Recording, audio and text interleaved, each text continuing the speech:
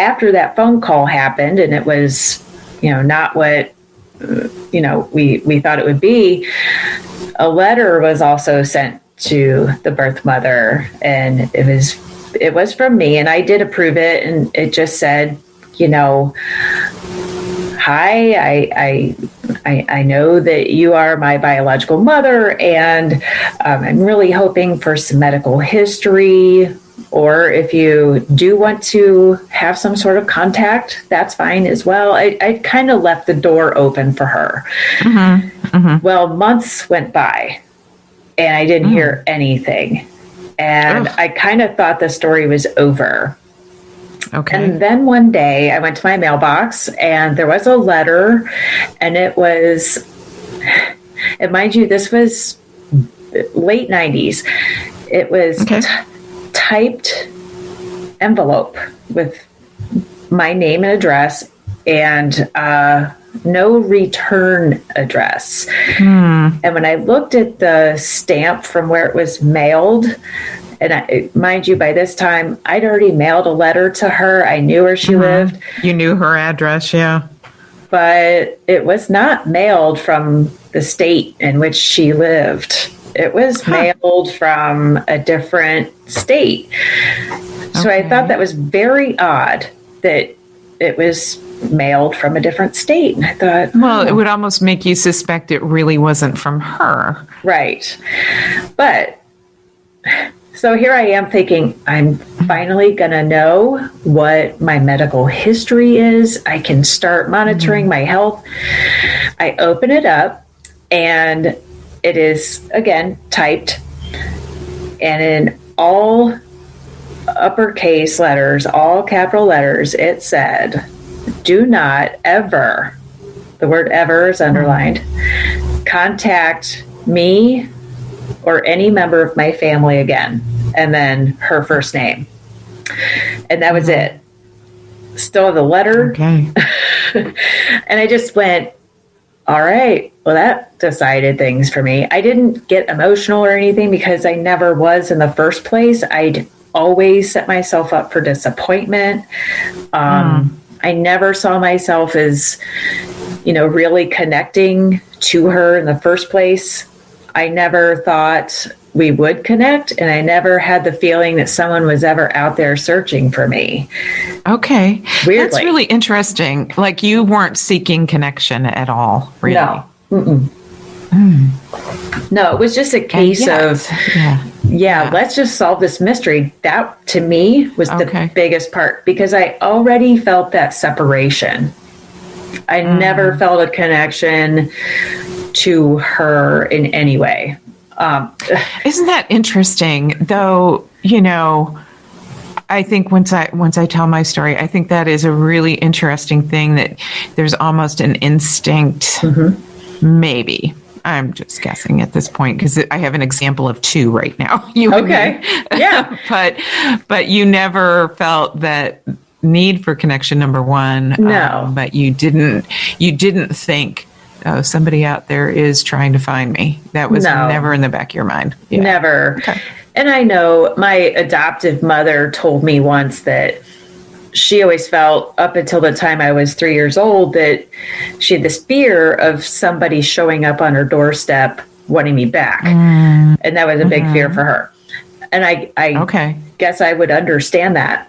But as far as me really needing to connect to someone biologically, it never felt like a priority to me. It was just, let me just know who you are. Sadly, it was not Cher, like I said before.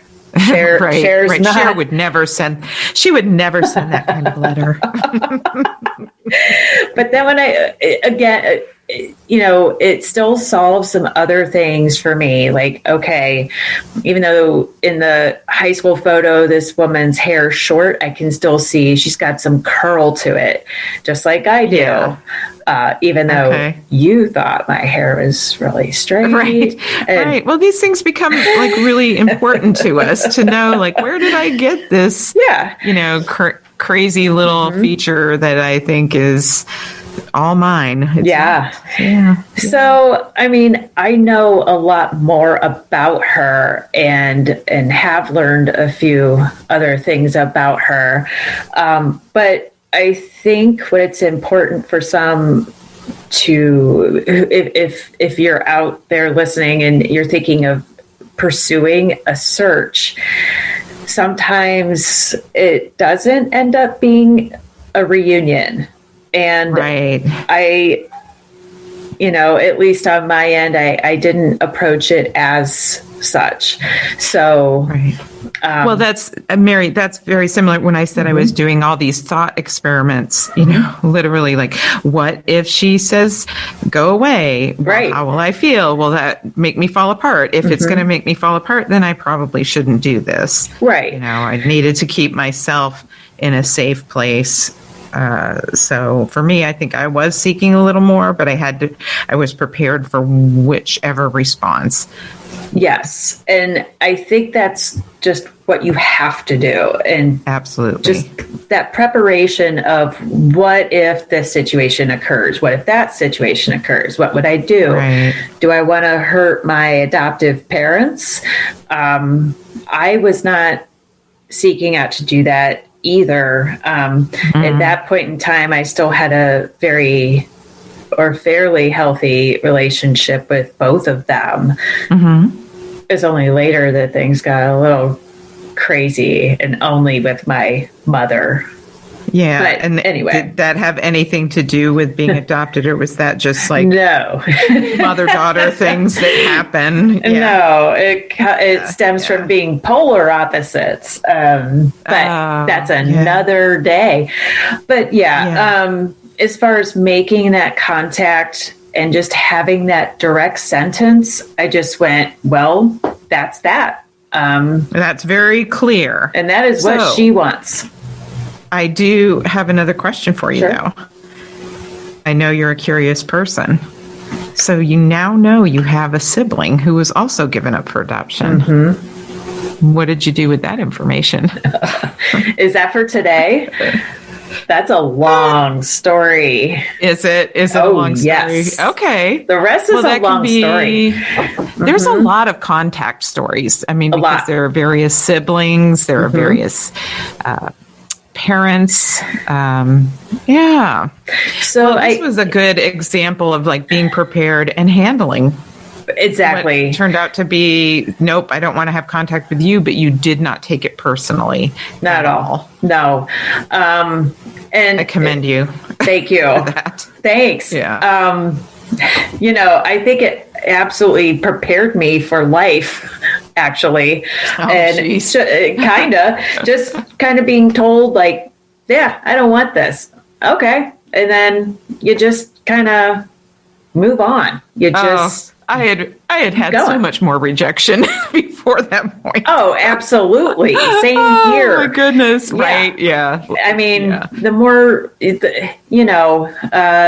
I feel like rejection is something that we all face at one point in time. But that particular one, it really didn't bother me that much, just because I had it already in my mind that was a possibility.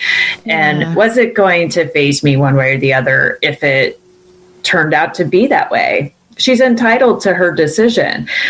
I mean, this might be I think that's actually very beautiful, honestly. That as a woman, you can understand that, that things happen, and that, people don't always have control over.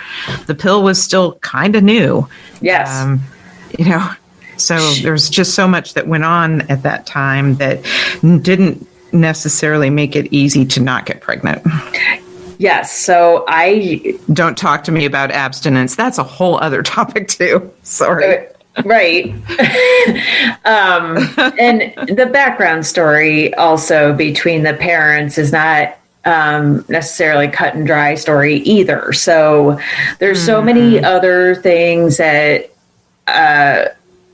could have influenced her decision, I guess. Sure. And because I know of those things, I definitely was not going to swoop in and be judgmental on that. So, yeah, but I think it's interesting. Yeah,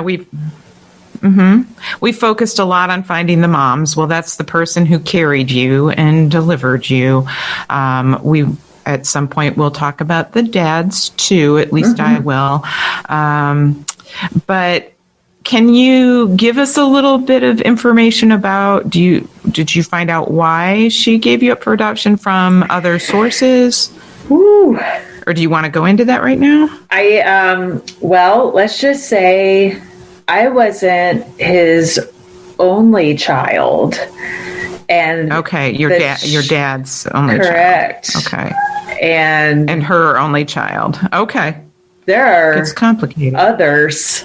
This is a complicated story. So when I talked about fictional birth parents a few episodes ago, I think I said something like my story is more soap opera than variety show. It's probably a little bit of both. Yeah, a little bit of both. Good time. So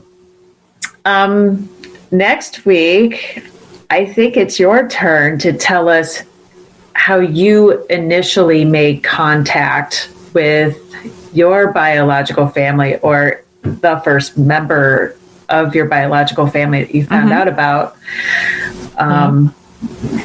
And the non-identifying was a place where I started to. Yeah. That was kind of comical because not comical. I didn't have to pay anyone $100. I was given the information over the phone. They literally cracked the file open, sort of read through it, and gave me little tidbits. And it really was non-identifying. It could have just been anyone. You don't have a file? I have a file from the orphanage where I was first sent. And silly things from that. Oh, yeah, it was just the orphanage records, and it was mainly healthcare related, which was pretty much nothing other than I had very sensitive skin.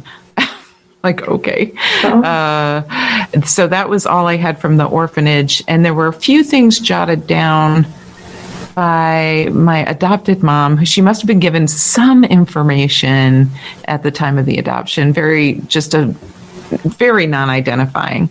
But then when I called the child services, and somebody just opened the file and started talking.